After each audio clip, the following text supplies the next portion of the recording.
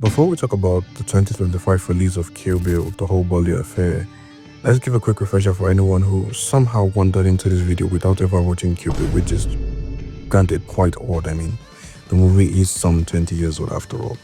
So, Kill Bill is Quentin Tarantino's two-part revenge opera released in 2003 and 2004. It follows the bride, played by Uma Thurman, an ex-assassin who wakes up from coma after her wedding day is turned into a massacre, courtesy of her boss, lover, and world-class manipulator, Bill, plus his squad known as the Deadly Vipers Assassination Squad. Really lovely people, to be honest.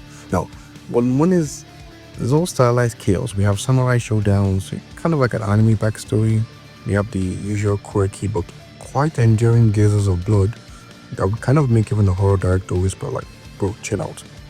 Volume 2 slows down things a bit. We have some dusty western influence, some philosophical dialogues, a bit of emotional closure, and yes, of course, the famous 5-point palm exploding heart technique. Now, if you don't know what this is, you need to watch better movies and you really need to get cultured, but that's besides the point. I'm here to educate you and kind of like integrate you into the culture, so you're at the right place. Now, Tarantino's original plan was for a one long 4-hour cinematic odyssey, but at the time, the studios didn't want to release a movie that long, and for good reason. So they split it into 2 films. And in 2025, the original unified version, the Whole Bloody Affair, is finally being released the way Tarantino initially intended for it to be released. Now let's clear up a big misconception. The Whole Bloody Affair isn't just Volume 1 plus Volume 2 glued together like some sort of school project. Rather, is Tarantino's canonical version, one continuous revenge saga structured like the classical martial arts epics that inspired him originally. The unified cut has only been shown a few times, I think in extremely limited screenings, most famously at the New Beverly Cinema that was in 2011, I believe.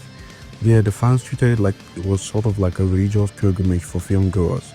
But then it vanished. It became Tarantino's fandom's Bigfoot, so to speak, often spoken about, rarely seen, occasionally blurry. Most of you are asking the question, why did we have to wait for give or take 2 decades before this version of it came out? Well, there are myriad of reasons, such as the timing and issues with Miramax. But the real push that brought this to the limelight now is the resurgence of film preservation and 4K remaster culture.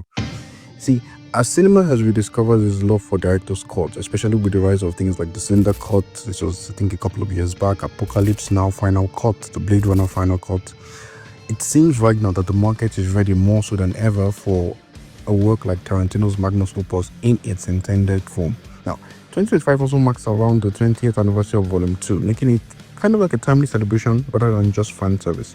So it seems rather fitting to bring it at this time. And I'm not going to lie, the stars align. And here's the meat of the matter. You might be thinking, what exactly is in this new release?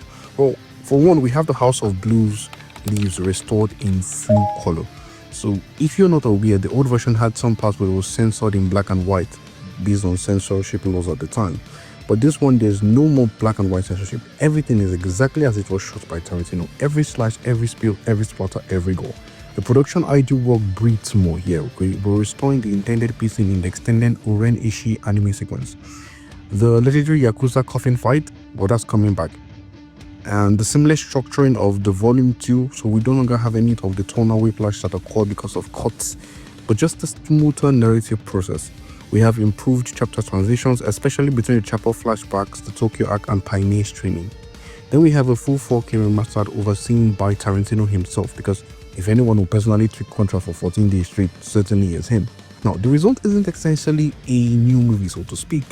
It's more of a precise version of the same story, but as Tarantino always intended, now presented the way it was originally conceived. And so after years of rumors, rights battles, and sort of search for perfectionism, Kill Bill, the Whole Bloody Affair, is finally coming to the audience worldwide in its complete, unified and glorious form.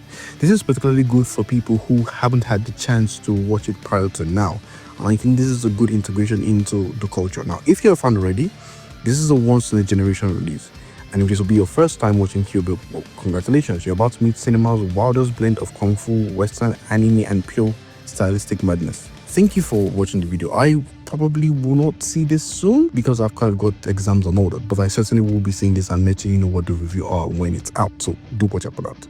Thank you for watching. Hit the like button if you found this breakdown helpful. Subscribe for more of these deep dives and conversation. And remember, the wheel weaves as the wheel wills. Take care.